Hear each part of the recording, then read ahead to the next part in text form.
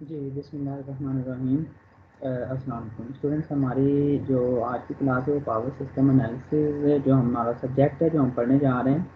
तो इसके इंट्रोडक्शन और इसमें हमने क्या कुछ पढ़ना है और हमारी जो बेसिक्स हैं वो आज हम इंशाल्लाह ताला जो है वो डिस्कस करेंगे। तो सबसे पहली बात ये है कि ये हमारा जो सब्जेक्ट है ये पावर सिस्टम एनालिसिस, इसमें हम सबसे पहले तो ये देखेंगे कि आपके पास जो पावर सिस्टम है उसमें कौन कौन से कंपोनेंट्स आ जाते हैं। फिर हम उसको एनालाइज करना सीखेंगे, फिर हम उसमें काफ़ी चीज़ें जो हैं वो हम देखेंगे। तो उसमें आपके जो कंटेंट्स हैं जिनको हम आज कवर करने जा रहे हैं उनमें सबसे पहला है जी overview of course outline and text books, यानी कि आपको टेक्स्ट बुक्स के बारे में बताया जाएगा। और फिर पावर सिस्टम का आपको जो है वो एक इंट्रोडक्शन दिया जाएगा कि इसके कंपोनेंट्स कौन कौन से होते हैं, और फिर इसमें जो जनरेशन, ट्रांसमिशन, डिस्ट्रीब्यूशन जो है वो इलेक्ट्रिकल पावर की हम उसको देखेंगे। तो स्टूडेंट्स सबसे पहली बात ये है कि ये हमारा जो कोर्स है इसके जो सी एल हम कवर करेंगे, उसका जो पहला सी एल वो है कि apply the per unit model to calculate network parameters. ठीक है। तो इस ये हमारा जो फर्स्ट सी एल होगा, तो इसकी ये 4 सी एल हैं जो कि ये इन सी एल पर मैप कर रहे हैं। तो ये उनका जो है वो लेवल है। फर्स्ट वन अप्लाई टाइप है, सेकंड भी अप्लाई टाइप है, जबकि थर्ड सी एल हमारा एनालाइज टाइप है, जबकि फोर्थ जो है सी एल वो भी अप्लाई टाइप है। तो अगर हम अपनी टेक्स्ट बुक्स की बात करें तो आपकी जो स्टैंडर्ड टेक्स्ट बुक है जो जिससे हम मैक्सिमम कोर्स जो है वो कवर करेंगे, तो ये वो तीनों ही हैं। हम तीनों से इंशाल्लाह ताला जो है वो स्टडी करेंगे। सबसे पहले जो टेक्स्ट बुक आपकी है वो है जी power system analysis by Hadi Saadat है, उसका थर्ड एडिशन है। जबकि जो आपकी सेकंड है वो पावर सिस्टम एनालिसिस है, जॉन की है और डब्ल्यू डी स्टेवनसन की है, और फर्स्ट एडिशन है इसका। जबकि जो थर्ड आपकी बुक है वो है power system analysis and design, जो है ये ग्लोवर की है। सिक्स एडिशन इसका जो है वो अवेलेबल है। तो मेरे पास आपकी जो है वो ये वाली बुक सॉफ्ट फॉर्म में अवेलेबल हैं। तो मैं आपका जो फाइल सेक्शन है उसमें जो टेक्स्ट बुक्स हैं तीनों ही मैं कोशिश करूँगा कि वहाँ पर अपलोड कर दूँ, तो वहाँ से आप इजीली जो है वो डाउनलोड कर सकते हैं। वैसे आपको यही बुक्स जो हैं वो नेट से भी इजीली मिल जाएंगी। तो शुरू करने से पहले हम थोड़ा सा अपने जो सब्जेक्ट है इसका एक इंट्रोडक्शन देखते हैं। तो इसमें जो हम कवर करेंगे, कवर से पहले मैं आपको बता दूंगी कि आपकी जो ग्रेडिंग पॉलिसी है उसमें क्विज़ेस 30% होंगे, जो मिड सेमेस्टर एग्जामिनेशन है वो 30% होगा, और जो फाइनल सेमेस्टर एग्जामिनेशन है वो 40% होगा। और इसके अलावा जो हम यहाँ पर कवर करने जा रहे हैं ये इसकी हमारे पास कोर्स आउटलाइन है। तो मैं सबसे पहले आपको ये एक ओवरव्यू बता देता हूँ कि ये हमारा जो सब्जेक्ट है पावर सिस्टम एनालिसिस का, तो इसमें हमने जो हमारे पास एक पावर सिस्टम है हमने उसकी जो एनालिसिस टेक्निक्स हैं उनको सीखना है। हमने जो है वो ट्रांसमिशन जो लाइन है यानी वोल्टेजेस जब जनरेट होता है उसके बाद हम उसको ट्रांसमिट करते हैं, फिर उसको ट्रांसमिशन के बाद फिर उसको हम सब ट्रांसमिशन में लेके आते हैं, फिर हम उसको डिस्ट्रीब्यूशन लेवल पे लेके आते हैं, फिर हम उसको यूटिलाइजेशन लेवल पे लेके आते हैं। ठीक है। तो ये जो हमारा कोर्स है ये असल में ओवरऑल जो कोर्स है ये दो सब कोर्सेज का हिस्सा है। एक कोर्स ये हम पावर सिस्टम एनालिसिस पढ़ रहे हैं, एक हम इसे नेक्स्ट सेमेस्टर में पढ़ेंगे, उसको हम बोलेंगे जी पावर डिस्ट्रीब्यूशन सिस्टम। तो इस सारे का मैं आपको बता देता हूँ, इस सब में हम जो सीखेंगे वो ये है कि इस पोर्शन में हम ट्रांसमिशन को देखेंगे और सब ट्रांसमिशन को देखेंगे। तो जो हमारा नेक्स्ट कोर्स आएगा पावर डिस्ट्रीब्यूशन सिस्टम जो कि हम नेक्स्ट सेमेस्टर में पढ़ेंगे, तो उस सेमेस्टर में हमारे पास जो हैं स्टूडेंट्स उसमें हम इसका जो है वो नेक्स्ट पोर्शन देखेंगे जिसमें हम डिस्ट्रीब्यूशन और यूटिलाइजेशन लेवल पर जाकर और कंज्यूमर लेवल पर जाकर जो है वो बात करेंगे। तो ये हमारा जो कोर्स है पावर सिस्टम, अभी करंटली जो कोर्स है इसमें जो हम देखेंगे वो होंगे जी single phase AC circuits, complex power और Y delta connection, transmission line, per phase analysis, balance three phase load. यानी कि एक पर यूनिट सिस्टम होगा, इसका भी आपको पता नहीं है, जब हम पढ़ेंगे तो उसकी आपको समझ आ जाएगी। इसको हम डिटेल में सीखेंगे कि हमने किसी भी सिस्टम को अगर सॉल्व करना हो तो पर यूनिट एनालिसिस से, पर यूनिट सिस्टम से हम किस तरह से सॉल्व कर सकते हैं। उसके बाद हम मूव कर जाएंगे ट्रांसमिशन लाइंस की तरफ, उसके पैरामीटर्स की तरफ जाएंगे, उनके पैरामीटर्स को समझेंगे। उसके बाद हम देखेंगे ट्रांसमिशन लाइंस के मॉडल्स कौन कौन से होते हैं, जिसमें वो डिफरेंट मॉडल्स उसके अवेलेबल हैं। हम ट्रांसमिशन का पैरामीटर कैलकुलेट करेंगे, ट्रांसमिशन के डिफरेंट जो मॉडल्स अवेलेबल हमारे पास होंगे उन मॉडल्स को हम जो है वो स्टडी करेंगे। और फिर हम लास्ट पे हम डिस्कस करेंगे कि जो आपके पास एक पावर नेटवर्क होता है उसको सिंप्लीफाइड जो उसकी फॉर्म है, उसको मैट्रिक्स फॉर्म में हम किस तरह से रिप्रेजेंट कर सकते हैं, और उस मैट्रिक्स पर कौन कौन से हम ऑपरेशन परफॉर्म करेंगे, और उस मैट्रिक्स को हम एवेल्युएट करने से हमारे पास किस टाइप के जो है वो रिजल्ट्स आते हैं, और लास्ट पे हम जो है वो लोड फ्लो एनालिसिस परफॉर्म करेंगे। ये तो जस्ट एक ओवरव्यू है, बाकी इन चीज़ों की जो डिटेल है जब हमारी साथ साथ में क्लासेस चलेंगी, साथ साथ में हमारे जो है वो लेक्चर्स होंगे, तो उनमें आप हर एक क्लास में लेक्चर में इन चीज़ों के बारे में जो है वो डिटेल से आप पढ़ेंगे भी, और आप इंशाल्लाह ताला मेरी पूरी कोशिश होगी कि आप पढ़ने के साथ साथ आप इस चीज़ को सीखें भी, और उसको जो है वो प्रैक्टिकली अप्लाई करने की भी आप में जो है वो सलाहियत पैदा हो जाए। जब आप एक टेक्निक सीखेंगे फिर उसका रेलेवेंट हम प्रॉब्लम सॉल्व करेंगे, और उसको प्रैक्टिकली जब हम देखेंगे कि प्रैक्टिकली क्या हो रहा है, तो मुझे उम्मीद है कि आप इस चीज़ को जो है वो काफ़ी ज़्यादा समझ जाएंगे। तो उसके अलावा मेरी पूरी कोशिश होगी कि हम इस सब्जेक्ट को प्रैक्टिकली जो है वो समझने की कोशिश करें। ठीक है, तो हम अपनी चलते हैं कि फर्स्ट जो हमारे आज की क्लास है लेक्चर, उसकी तरफ चलते हैं। तो आपके पास जो पावर सिस्टम है इसका मैं अगर आपको ओवरव्यू में बात करूं, तो आपकी जो इलेक्ट्रिक एनर्जी है ये सबसे पॉपुलर फॉर्म जो है वो एनर्जी है, क्योंकि इसको हम इजीली जो है वो हाई एफिशिएंसी और रीजनेबल कॉस्ट पर इजीली इसको ट्रांसपोर्ट कर सकते हैं।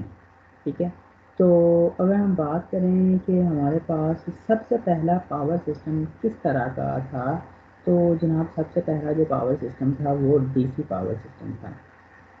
लेकिन डीसी पावर सिस्टम में एक जो फ्लॉ था वो ये था कि उसमें आर आई स्क्वेयर जो है वो लॉसेस बहुत ज़्यादा आते हैं, जैसे आप आई स्क्वेयर आर लॉसेस भी कहते हैं, उसमें लॉसेस बहुत ज़्यादा थे। तो जिसकी वजह से वो वाला जो था सिस्टम तो बहुत ज़्यादा एफिशिएंट नहीं था, जिसकी वजह से आपके पास 1885 में, अगर हम हिस्ट्री की बात करें तो 1885 में जो है वो ट्रांसफार्मर था, डिज़ाइन हो गया था, इन्वेंट हो गया था। तो ट्रांसफार्मर के इन्वेंशन के नतीजे में हम इस काबिल हो गए थे कि एसी वोल्टेजेस जो हैं वो ट्रांसमिशन और डिस्ट्रीब्यूशन पर जो है वो हम डीसी मोटर्स को रिप्लेस करते हैं। तो आपके जो एसी सिस्टम है वो उसके एडवांटेजेस अपेरेंट हो गए, और फिर आपके जो है वो एसी सिस्टम जो है वो काफ़ी ज़्यादा पॉपुलर हुआ। तो एसी सिस्टम का सबसे जो मेन एडवांटेज है वो ये है कि इस पर हम ज़्यादा पावर जो है वो इजीली हायर वोल्टेज पर हम ट्रांसमिट कर सकते हैं। अभी एसी और डीसी का हम एक कंपैरिजन भी देखते हैं। तो अगर हम बात करें डीसी सिस्टम की, डीसी के भी अपने एडवांटेजेस हैं, एसी के अपने एडवांटेजेस हैं, डीसी के अपने डिसएडवांटेजेस होंगे, और फिर एसी के भी कुछ ना कुछ डिसएडवांटेजेस होंगे भी।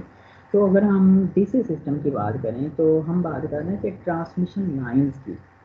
तो ट्रांसमिशन यानी कि एक जगह पे वोल्टेज जनरेट होता है, जनरेट करने के बाद हम फिर जनरेशन के बाद हमारा जो नेक्स्ट जो होता है टारगेट, वो अब उसे ट्रांसमिट करना होता है, यानी जिस जगह पे वो जनरेट हो रहा है फिर वो ट्रांसमिट करके हमने अपना जो हमारे एरिया है जहाँ यूटिलाइजेशन एरिया है वहाँ तक उसको लेके आना होता है। तो अगर हम बात करें कि बहुत ज़्यादा लॉन्ग डिस्टेंसेस की, तो ये वाला जो है वो इसमें ये चीज़ देखी गई है कि डीसी वोल्टेज और एसी वोल्टेजेस, अगर तो हम नंबर ऑफ वायर्स के हवाले से देखें तो जाहिर सी बात है डीसी के लिए आपको दो वायर्स रिक्वायर होंगी, जबकि एसी के लिए डेफिनेटली आपको ज़्यादा वायर्स रिक्वायर होंगी। थ्री फेज होगा, या तो तीन तारें चाहिए या आपको चार जो है वो कंडक्टर्स रिक्वायर होंगे। तो अगर हम कंडक्टर नंबर ऑफ कंडक्टर्स के हवाले से बात करें तो डीसी बेटर है, क्योंकि इसमें जो कंडक्टर आ रहे होंगे तो इसी तरह से डीसी का जो एक और फ़ायदा होगा वो ये है कि डीसी जो लाइन्स होती हैं उनमें कोई भी रिएक्टेंस नहीं होती, जिसकी वजह से आपका जो है वो एक ही साइज़ के जो कंडक्टर हैं वो एसी लाइन की निस्बत ज़्यादा पावर ट्रांसफ़र करने की उनमें सलाहियत होती है। इसी तरह से डीसी ट्रांसमिशन जो है वो स्पेशली उसका जो है वो रिमोटली एरियाज़ में उसके दो तरह के आपके पास जो हैं ये फ़ायदे होते हैं। अच्छा, डीसी ट्रांसमिशन में जो टाई लाइन होती हैं, अभी आपको टाई लाइन का नहीं पता होगा, ये एक कनेक्शन होता है जिसमें के ज़रिए हम कोई भी दो पावर सोर्सेज को आपस में कनेक्ट करते हैं। तो जो टाई लाइन होती हैं वो एक डीसी सिस्टम में वो एसिंक्रोनस लिंक के तौर पर जो है वो रिजेक्ट करती हैं। अच्छा, इसी तरह से इसका डीसी लिंक का एक मेन डिसएडवांटेज जो है वो ये है कि डीसी लिंक जहाँ पर होता है वहाँ पर हार्मोनिक्स बहुत ज़्यादा प्रोड्यूस होते हैं। जी, मैंने क्या कहा है, जहाँ पर डीसी लिंक होता है वहाँ पर हार्मोनिक्स बहुत ज़्यादा प्रोड्यूस होते हैं, जिनको फ़िल्टर करना जो होता है वो बहुत ज़रूरी बन जाता है। तो और इसी वजह से फिर large amount of reactive power compensation जो है वो उसकी ज़रूरत पड़ सकती है एक ट्रांसमिशन लाइन के दोनों एंड पर। तो ये इसका डिसएडवांटेज है और इसी वजह से जो डीसी ट्रांसमिशन है वो उसको यूज़ नहीं किया जाता, क्योंकि इसमें बहुत ज़्यादा हार्मोनिक्स क्रिएट हो जाते हैं डीसी लिंक पर, और इलेक्ट्रिसिटी जो होती है वो इससे बिल्कुल प्योर नहीं रहती। हार्मोनिक्स का मैं अगर आपको सिंपल वे में बताऊँ तो हार्मोनिक्स जो होते हैं वो एक तो आपके पास 50 हर्ट्ज़ का सिग्नल है जिसको आप जनरेट करते हो, ये 50 का या 60 का, तो उसमें अदर फ्रीक्वेंसीज के कंपोनेंट्स भी आते हैं। तो जब अदर फ्रीक्वेंसीज के कंपोनेंट्स आपके पावर सप्लाई में आते हैं तो घर में जो अप्लाइंसेस वगैरह लगी होती हैं उनको जब अदर फ्रीक्वेंसीज के जो सिग्नल होते हैं जिनको हम हार्मोनिक्स का नाम देते हैं, वो सिग्नल जब आपकी घर की अप्लाइंसेस को मिलते हैं तो वो फिर अप्लाइंसेस जो होती हैं उनका लाइफ टाइम भी कम होता है और उनके बर्न होने का खतरा जो है वो भी बढ़ जाता है। तो इसलिए फिर इन हार्मोनिक्स से और इस तरह के प्रॉब्लम और मसाइल की वजह से जो डीसी ट्रांसमिशन है उसको इनकरेज इतना नहीं किया जाता, जबकि एसी ट्रांसमिशन जो है वो उसको इनकरेज करते हैं। अगर हम मॉडर्न पावर सिस्टम की बात करें जो हमारे जिस चीज़ को हम डिस्कस करेंगे, तो मॉडर्न पावर सिस्टम में मैं आपको बताऊं, सबसे पहले मेरी बात एक याद रखें हमेशा, मैं आपको अगर यहाँ मैं स्लाइड लेके जाऊँ तो जो आपके पास एक पावर सिस्टम होता है उसमें याद रखें एक पावर, क्योंकि हम पावर सिस्टम एनालिसिस हमारे सब्जेक्ट का नाम है, तो एक पावर सिस्टम जो है उसको हम ये चार किस्म की एरियाज में डिवाइड कर देते हैं। Number one, generation. Number two, transmission and sub transmission. Number three, distribution. And number four, loads. जहाँ तक बात है हमारे पास जनरेशन की, तो जनरेशन के लिए डिफरेंट हमारे पास जो है वो सोर्सेज होते हैं, जनरेटर्स वगैरह होते हैं। तो जनरेटर्स को हमने अपनी जो इलेक्ट्रिक मशीनरी का जो हमारा सब्जेक्ट है उसमें आप लोग इसको इस चीज़ को डिटेल में देख चुके हो। तो हमारा जो ट्रांसमिशन और सब ट्रांसमिशन और इसके एनालिसिस और इसके में लोड फ्लो एनालिसिस हैं, ये हमारा करंटली जो सब्जेक्ट है पावर सिस्टम एनालिसिस, वो हमारा फोकस इस पर होगा। जबकि डिस्ट्रीब्यूशन और लोड्स, ये जो दो चीज़ें हैं ये हमारा एक नेक्स्ट सेमेस्टर में एक सब्जेक्ट आएगा पावर डिस्ट्रीब्यूशन सिस्टम, तो ये चीज़ें हम उसमें डिस्कस करेंगे। तो एक चीज़ अब अपने जहन में रख लें, आपका जो पावर सिस्टम है, पावर सिस्टम की जब भी हम बात करेंगे तो आपके माइंड में चार चीज़ें आनी चाहिए। पावर सिस्टम में आपके जनरेशन भी शामिल है, पावर सिस्टम में आपके ट्रांसमिशन एंड सब ट्रांसमिशन भी शामिल है, इसमें आपके डिस्ट्रीब्यूशन भी शामिल है, इसमें आपका लोड्स भी शामिल हैं।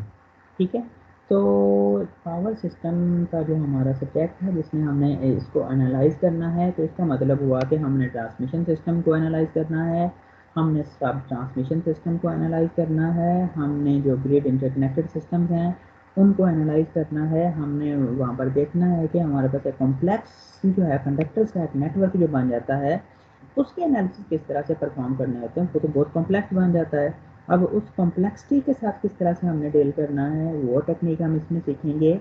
हमने देखना है कि हमारे पास जो ट्रांसमिशन लाइन जा रही हैं, किसी जगह पर थ्री कंडक्टर्स होते हैं, किसी जगह पर फोर कंडक्टर्स होते हैं।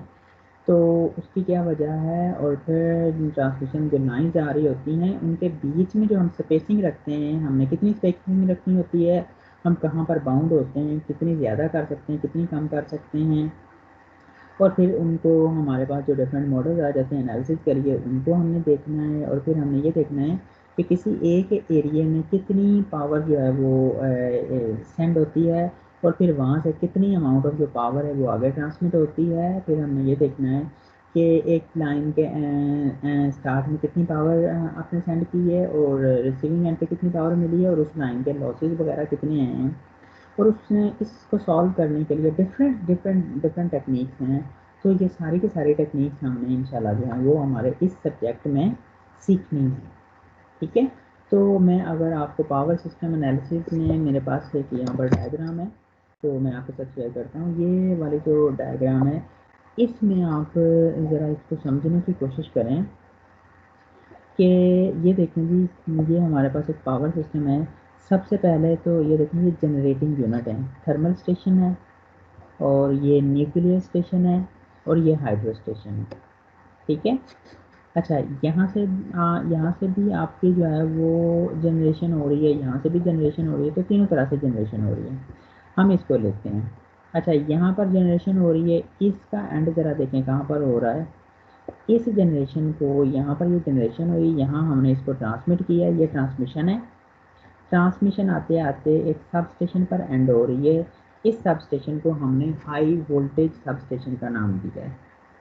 आगे चलें, इससे आगे जो है वो अगर देखा जाए तो ये हाई वोल्टेज सब स्टेशन यहाँ पर स्विचिंग स्टेशन के साथ यहाँ हमने इसको लिंक कर दिया है। हाई वोल्टेज सब स्टेशन है, इसको स्विचिंग स्टेशन से लिंक किया है, और यहाँ से हम स्विचिंग स्टेशन से, जहाँ पर हमने यहाँ पर जो है वो स्विचिंग वगैरह, स्विच गियर वगैरह के ऑपरेशन होते हैं, तो इसके साथ हमने लिंक किया है। और जो बहुत बड़े आपके कंज्यूमर्स होते हैं, बहुत बड़ी इंडस्ट्री होती हैं, उनको हम यहाँ से डायरेक्ट भी पावर प्रोवाइड कर सकते हैं। अच्छा, उससे आगे जाने से पहले एक चीज़ और देख लो, ये जो ट्रांसमिशन हो रही है, इस ट्रांसमिशन के अगर वोल्टेज लेवल देखना है तो ये देख लो, 115 से 765 केवी वोल्टेज तक जो है वो यहाँ पर है। ये ट्रांसमिशन में जो है this the voltage range is between 115 kV up to 765 kV. ठीक है, अच्छा, हाई वोल्टेज सब स्टेशन के बाद आगे जो ट्रांसमिशन है, आगे देखो, इसको बोलते हैं सब ट्रांसमिशन, यानी ये हाई वोल्टेज सब स्टेशन। इससे आगे फिर फर्दर जो ट्रांसमिशन का मतलब है कि ये जो कंडक्टर डाल के हम इलेक्ट्रिसिटी आगे लेके जा रहे हैं, इसको बोलते हैं कि ये सब ट्रांसमिशन। इस पर वोल्टेज का मैग्नीट्यूड मज़ीद कम हो जाता है। यहाँ पर वोल्टेज का मैग्नीट्यूड 115 से 765 तक जो है केवी तक रहता है। सब ट्रांसमिशन में वोल्टेज का मैग्नीट्यूड फर्दर डिक्रीज हो जाता है। अच्छा, ये देखो जी, तो यहाँ स्विचिंग से आपके पास हाई वोल्टेज सब स्टेशन है, तो यहाँ पर भी हाइड्रो में भी ये हाई वोल्टेज सब स्टेशन। अच्छा, ये high voltage sub station and कहाँ पर हो रहा है जी, ये देखें जी, ये हमारे पास आ रहा है जी, ये डिस्ट्रीब्यूशन सब स्टेशन है। डिस्ट्रीब्यूशन सब स्टेशन, यहाँ पर हमारे पास जो रेंज है ये 4 to 34.5 किलो वोल्ट तक की ये रेंज है। अच्छा, और ये वाला जो आगे ये डिस्ट्रीब्यूशन सब स्टेशन है, उसके बाद नीचे आओ तो ये डिस्ट्रीब्यूशन ट्रांसफार्मर्स हैं, और डिस्ट्रीब्यूशन ट्रांसफार्मर्स के बाद रेजिडेंशियल कंज्यूमर्स हैं 240 या 120 वोल्ट वाले। ये देखें, यहाँ पर हमारे कंज्यूमर हैं, तो ये यहाँ पर जनरेशन हो रही है, ट्रांसमिशन है, सब ट्रांसमिशन है, फिर ये डिस्ट्रीब्यूशन सब स्टेशन है, और फिर डिस्ट्रीब्यूशन से उनको डिस्ट्रीब्यूशन ट्रांसफार्मर पे लेके आते हैं और कम वोल्टेज करते हैं और स्टेप डाउन करते हैं। तो यहाँ पर ये कंज्यूमर्स को ये वोल्टेज जो है वो मिल रहे हैं। ठीक हो गया जी, तो ये जो है वो पावर सिस्टम का एक छोटा सा ओवरव्यू है। अब हम डिफरेंट इसमें जो अवेलेबल हैं हमारे पास कंपोनेंट्स हैं, उनको थोड़ा सा डिस्कस करते हैं कि इसमें सबसे पहले है जी जनरेटर्स। जनरेशन की अगर हम बात करें तो जनरेशन में हमारे पास सबसे पहले जनरेटर्स आ जाते हैं। तो आपके पास जो है वो पावर सिस्टम का सबसे अहम जो कंपोनेंट है वो ये वाला है जी, जनरेटर है। तो ये 3 फेज एसी जनरेटर होता है, इसे आप सिंक्रोनस जनरेटर या अल्टरनेटर का नाम भी देते हैं। तो आपके जो सिंक्रोनस जनरेटर्स हैं ये दो जो है वो सिंक्रोनसली उनमें रोटेटिंग फील्ड होती हैं, ठीक है। एक फील्ड जो होती है वो रोटर पर प्रोड्यूस की जाती है, दो तरह की फील्ड होती हैं। एक फील्ड जो है ये रोटर जो होता है, ये आपने इलेक्ट्रिक मशीनरी में पढ़ा हुआ है, मैं जस्ट आपको रिमाइंड करवा रहा हूँ कि अगर सिंक्रोनस जनरेटर की बात की जाए तो इसमें दो तरह की रोटेटिंग फील्ड होती हैं। एक जो रोटर रोटेट कर रहा होता है उस पर प्रोड्यूस की जाती है, और दूसरी जो होती है जो three phase set of windings हमने लगाए होते हैं स्टेटर पर, दूसरी तरह की जो रोटेटिंग मैग्नेटिक फील्ड है वहाँ पर प्रोड्यूस होती है, ठीक है। तो जो रोटर पर फील्ड जनरेट होती है वो किस तरह से होती है, वो डीसी करंट से जो कि हम एक्साइटेशन सिस्टम के जरिए प्रोवाइड करते हैं। ये भी आपने मशीनरी में पढ़ा हुआ है कि एक्साइटेशन सिस्टम क्या होता है, रोटर पर हम डीसी वोल्टेज जो है वो प्रोवाइड करते हैं। तो उसके ज़रिए जो है वहाँ पर एक मैग्नेटिक फील्ड होता है, फिर हम जब रोटर को रोटेट करते हैं तो वो रोटेटिंग मैग्नेटिक फील्ड होता है। क्योंकि वो रोटेट कर रहा होता है तो वो थ्री फेज जो सेट ऑफ वाइंडिंग होती हैं उनमें भी ईएमएफ जनरेट कर देता है। और जो स्टेटर की थ्री फेज वाइंडिंग है वो आपस में 120 डिग्री के साथ उन्होंने फेज शिफ्ट बनाया होता है, तो इसलिए वहाँ पर थ्री फेज जो है वो वोल्टेजेस जनरेट हो जाते हैं। तो जो डीसी करंट है रोटर वाइंडिंग के लिए उसको आपको मैंने भी बताया कि एक्साइटेशन सिस्टम से उसको प्रोवाइड किया जाता है। तो जबकि जो पुराने यूनिट थे उनमें जो एक्साइटर्स थे वो डीसी जनरेटर्स पहले वाले जो थे वो डीसी जनरेटर जो होते थे जिनको उनकी शाफ्ट पर ही पहले माउंट किया होता था। लेकिन आजकल चूँकि एसी जनरेटर हैं जो कि रोटेटिंग उनके साथ रोटेटिंग रेक्टिफायर जो होते हैं जिनको आप ब्रशलेस एक्साइटेशन सिस्टम का भी नाम देते हैं, ठीक है।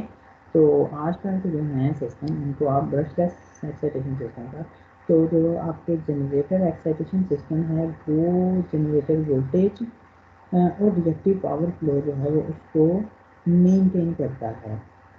क्योंकि इनमें कम्यूटेटर वगैरह नहीं होता ऐसे जनरेटर में, तो इसलिए ये जो है ये हाई पावर हाई वोल्टेज पर जनरेट करते हैं। तो टिपिकली इनकी जो पावर होती है वो जनाब वो 30 केवी तक वोल्टेज रेंज होती है, और जो पावर प्लांट का साइज़ है जनरली ये 50 मेगावाट से 1500 मेगावाट तक का होता है जनरेटर में।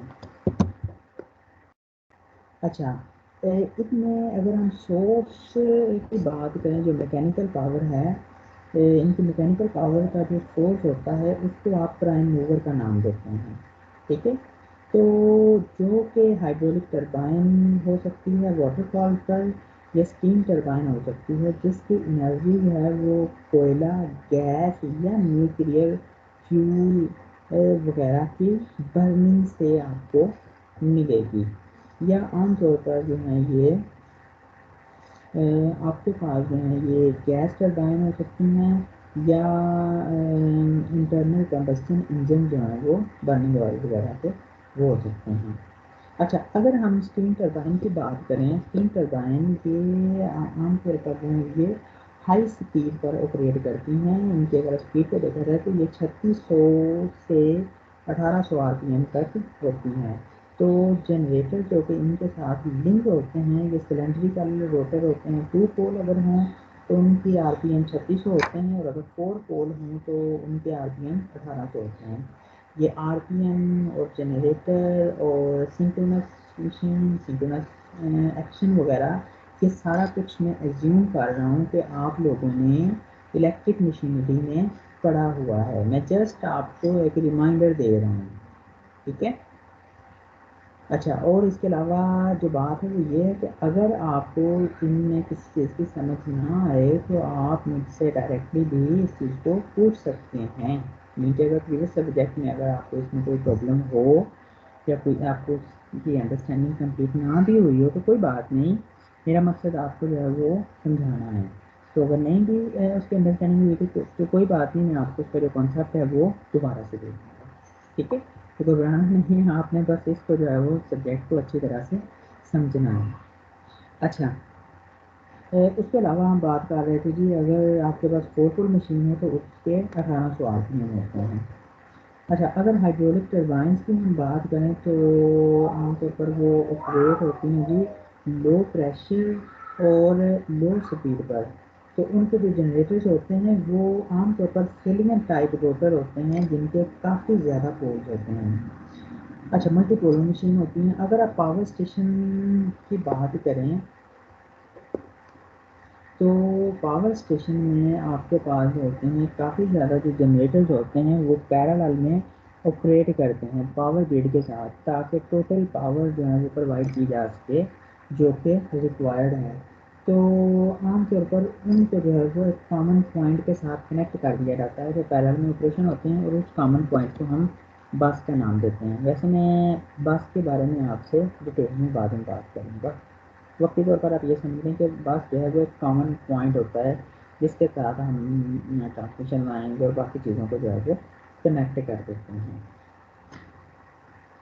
तो अगर हम आज की बात करें कि आजकल का जो इन्वायरमेंट का सिचुएशन है उसमें फॉसिल फ्यूल्स और इस तरह के काफ़ी ज़्यादा जो है वो अल्टरनेट एनर्जी सोर्सेज जो हैं वो अवेलेबल होते हैं। अच्छा, अल्टरनेट इस तरह के एनर्जी सोर्सेज में सोलर पावर है, जियोथर्मल पावर है, विंड पावर है, टाइडल पावर है, बायोमास वगैरह इस तरह की चीज़ें मौजूद हैं, और न्यूक्लियर फ्यूजन वगैरह भी इसमें शामिल है।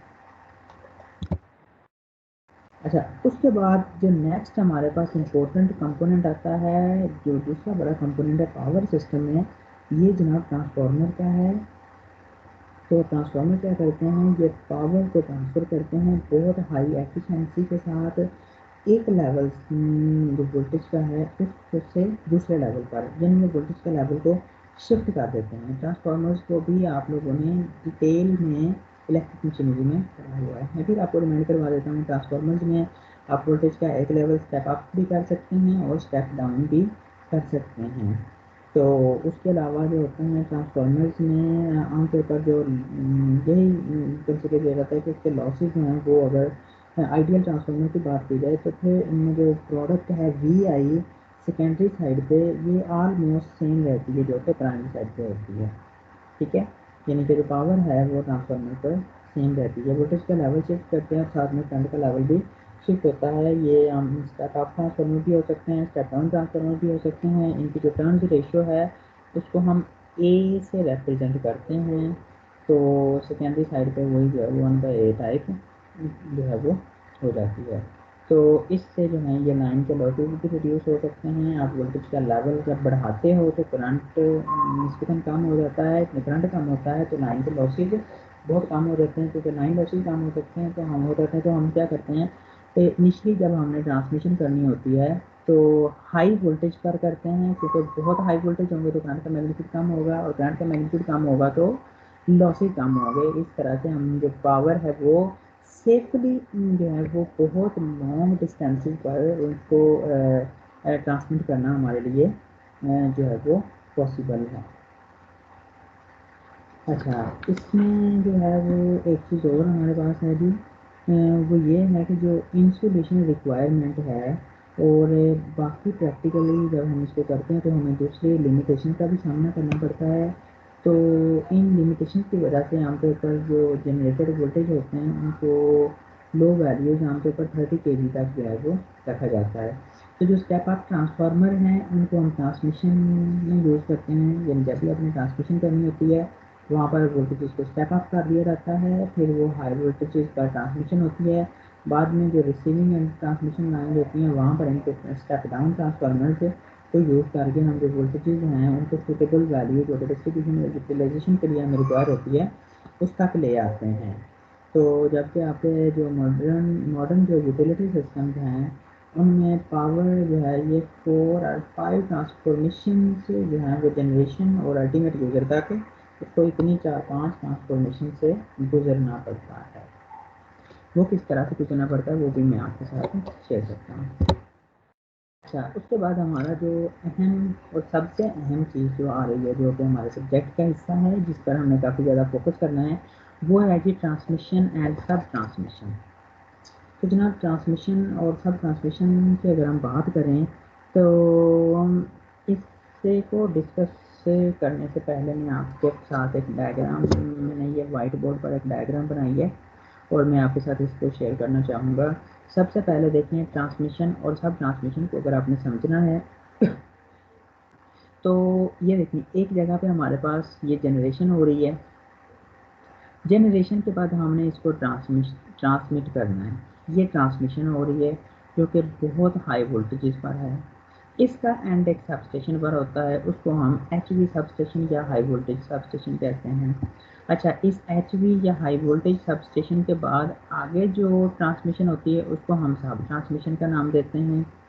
इसका मैग्नीट्यूड जो है ये 69 टू 138 केवी तक का ये होता है।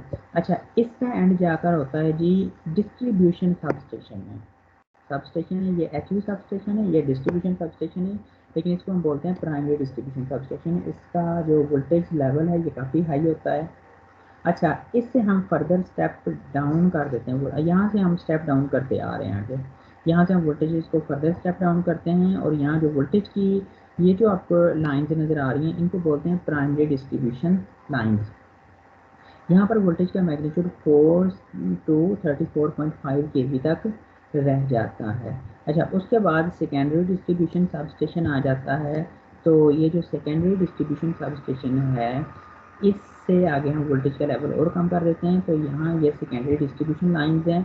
तो यहाँ जो है ये कमर्शियल और रेजिडेंशियल जो हमारे होते हैं कस्टमर्स वगैरह, उनको हम यहाँ से जो है वो वोल्टेजेस प्रोवाइड करते हैं। यहाँ से फर्दर स्टेप डाउन कर दिया जाता है।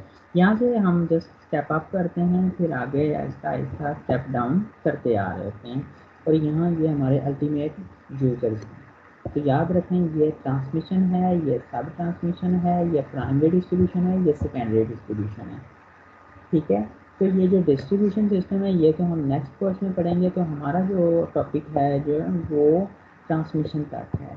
ठीक है, कि ट्रांसमिशन सिस्टम जो है, ट्रांसमिशन जो लाइन हमारे पास हैं उनके हमने जो है वो एनालिसिस, उनके मॉडल्स, उनके फॉल्ट वगैरह और उनमें डिफरेंट जो हमारे पास है लोड फ्लो किस तरह से करता है और इसमें जितने भी हमारे पास जो प्रॉब्लम्स आते हैं उनको हमने डिस्कस करना है। अब मैं आपको इसके डिस्कशन के लेके चलता हूँ। तो आपकी जो ओवर हेड ट्रांसमिशन नेटवर्क है उसका पर्पज़ ये होता है कि आप इलेक्ट्रिक एनर्जी जो है वो उसको जनरेटिंग यूनिट से वेरियस लोकेशन जो है वो डिस्ट्रीब्यूशन सिस्टम की और अल्टीमेटली जो लोड सप्लाई तक उसको लेके जा सकें। तो जो ट्रांसमिशन लाइन हैं ये नेबरिंग जो यूटिलिटीज़ हैं उनको भी इंटरकनेक्ट करती हैं और ट्रांसफ़र ऑफ पावर जो है बिटवीन रीजन ड्यूरिंग इमरजेंसी वो भी इससे हमारे लिए जो है वो पॉसिबल होता है। अच्छा, मैं आपको एक चीज़ और बता दूं कि जो ट्रांसमिशन वोल्टेजेस होते हैं ये स्टैंडर्ड होते हैं। आप कोई से अपनी मर्ज़ी से वोल्टेज चूज़ नहीं कर सकते, बल्कि ये स्टैंडर्ड ट्रांसमिशन वोल्टेजेस होते हैं। और ये हमारे पास एक है अमेरिकन नेशनल स्टैंडर्ड्स इंस्टीट्यूट है, तो ये स्टैंडर्ड को यूज़ करते हुए होते हैं। तो जो स्टैंडर्ड हमारे पास हैं जी, तो आमतौर पर ये 60 केवी से ऊपर ही होते हैं। तो इनमें देखें अगर 69 केवी है, 115 केवी है, 138 केवी है, 161 केवी है, 230 केवी है, 345 केवी है, 500 केवी एंड 765 केवी जो है ये लाइन टू लाइन वोल्टेजेस होते हैं। तो ट्रांसमिशन वोल्टेजेस ऐसे ट्रांसमिशन वोल्टेजेस जो कि 230 केवी से अबव हों उनको हम EHV का नाम देते हैं, extra high voltage. voltages above 230 kV are referred to as extra high voltage। ठीक है, तो ये हमारे जो होंगे एक्स्ट्रा हाई वोल्टेज हैं। तो आपके साथ जो मैंने एक फिगर शेयर की थी उसमें अगर मैं आपको फिर से लेके चलूँ तो यहाँ पर आ जाएं, मैं फिर आपको दिखा दूँगी। ये ट्रांसमिशन है 115 से 765 तक, ये सब ट्रांसमिशन है और उसके बाद ये डिस्ट्रीब्यूशन वगैरह है। तो इस फिगर को रेफर करके मैं आपके साथ कुछ डिस्कशन करूँगा कि इस फिगर में ट्रांसमिशन और डिस्ट्रीब्यूशन सिस्टम जो है वो हम यहाँ पर हैं उसको देख सकते हैं। तो हाई वोल्टेज ट्रांसमिशन लाइन जो होती हैं ये इनकी जो टर्मिनेशन है ये सब स्टेशन में होती है। अभी मैंने आपके साथ डायग्राम भी शेयर किया। तो इस सब स्टेशन को आप हाई वोल्टेज सब स्टेशन भी कहते हैं, आप रिसीविंग सब स्टेशन भी कहते हैं और प्राइमरी सब स्टेशन भी इसको कहते हैं। अच्छा, तो इस तरह के जो सबस्टेशन है कुछ का फंक्शन देता है, वो जस्ट स्विचिंग सर्किट को इन और आउट करना होता है, तो इसलिए इनको हम स्विचिंग स्टेशन का भी समटाइम नाम दे रहे होते हैं। कुछ में स्विचिंग पर्पज़ होता है। अच्छा, जो प्राइमरी सबस्टेशन है उनमें वोल्टेज वो स्टेप डाउन कर दी जाती है, जो कि नेक्स्ट जर्नी के लिए टुवर्ड लोड तक जो है वो मोस्ट सूटेबल हमारे पास होती है। तो बहुत ज़्यादा जो वेरी लार्ज इंडस्ट्रियल जो कस्टमर्स हैं उनको हम जो ट्रांसमिशन सिस्टम है यहाँ से भी वोल्टेजेस प्रोवाइड कर सकते हैं ट्रांसफार्मर वगैरह लगाकर। तो ये अभी मैंने डायग्राम आपके साथ डिस्कस की है। तो फर्दर हम चलते हैं कि आपके पास ये ट्रांसमिशन सिस्टम का वो पोर्शन जो कि हाई वोल्टेज सबस्टेशन को कनेक्ट करता है through step down transformers to the distribution substation, उनको आप सब ट्रांसमिशन नेटवर्क का नाम देते हैं। ये आपके सब ट्रांसमिशन है, ये ट्रांसमिशन है। तो ये हाई वोल्टेज सबस्टेशन को ये डिस्ट्रीब्यूशन सबस्टेशन के साथ लिंक कर रहा है, इसको आप सब ट्रांसमिशन का नाम देते हो। और इसकी में जो वोल्टेजेस आते हैं, इनके जो वोल्टेजेस की रेंज आमतौर पर है, रेंज के हवाले से अगर हम बात करें तो रेंज इनमें 69 to 138 kV तक होती है सब ट्रांसमिशन में। तो कुछ जो हैं जो कि काफ़ी बड़े कस्टमर्स हैं उनको हम सब ट्रांसमिशन सिस्टम से भी वोल्टेजेस प्रोवाइड कर सकते हैं।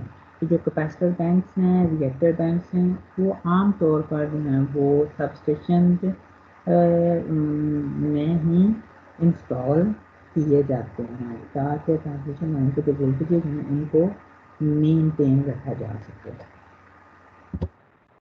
अच्छा, उसके बाद हमारे पास आ जाते हैं जी डिस्ट्रीब्यूशन सिस्टम। तो जो आपका स्टूडेंट्स डिस्ट्रीब्यूशन सिस्टम है वो पार्ट होता है सिस्टम का, डिस्ट्रीब्यूशन सिस्टम, जो कि डिस्ट्रीब्यूशन सब स्टेशन को कंज्यूमर्स की जो सर्विस सेंटर्स इक्विपमेंट है उसके साथ कनेक्ट करता है। अच्छा, अगर हम इनके वोल्टेज रेंज की बात करें, जो प्राइमरी डिस्ट्रीब्यूशन लाइन्स हैं, मैंने आपको बताया ना कि दो तरह की हैं, फिर से मैं आपको डायग्राम पर लेकर चलता हूँ।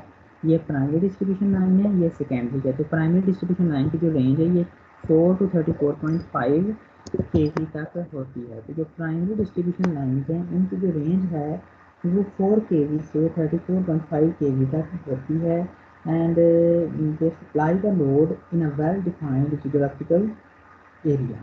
अच्छा, जो कुछ इंडस्ट्रियल कस्टमर हैं, इंडस्ट्रियल बहुत बड़े नहीं और बहुत छोटे भी नहीं, उनको हम यहाँ पर प्राइमरी डिस्ट्रीब्यूशन से भी वोल्टेजेस जो हैं प्राइमरी फीडर से भी प्रोवाइड करते हैं।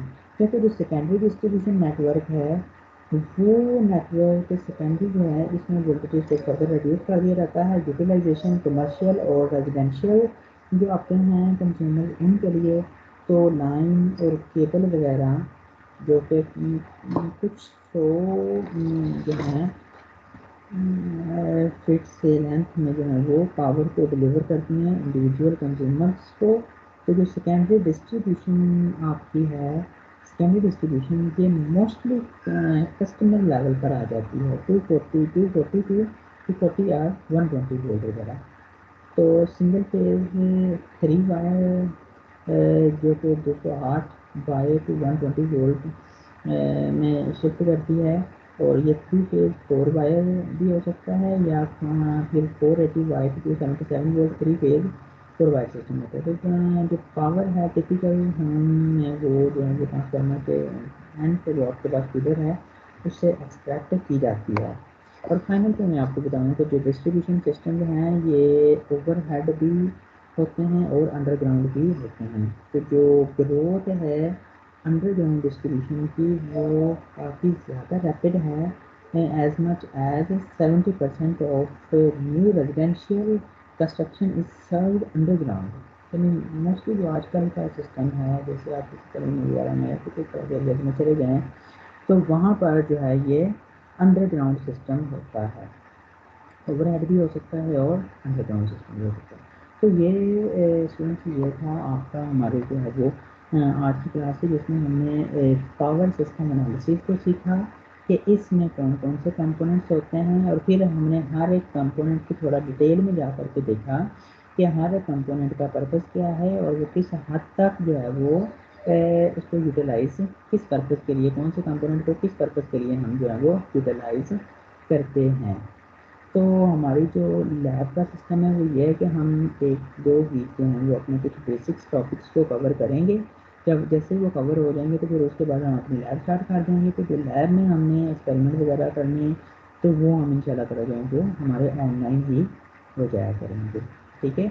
और दूसरा आप लोगों को ये है कि इससे रेलेवेंट कोई क्वेश्चन हो या इससे हटकर किसी और का क्वेश्चन हो तो मैं आपको इंशाल्लाह ताला अवेलेबल हूँ, आप मुझसे जो है वो क्वेश्चन पूछ सकते हैं। तो हमने जो चैनल बनाया है पावर सिस्टम एनालिसिस का, वहाँ पर आप अपना क्वेश्चन लिखते हैं तो मैं इंशाल्लाह ताला उसको जो है वो आंसर कर दूँगा, या हमारा जो ग्रुप है उस पर आप क्वेश्चन पूछ सकते हैं, या आप मुझसे वैसे भी क्वेश्चन पूछ सकते हैं। मैं आप लोगों को हमेशा अवेलेबल हूँ, ठीक है जी। अल्लाह हाफिज़।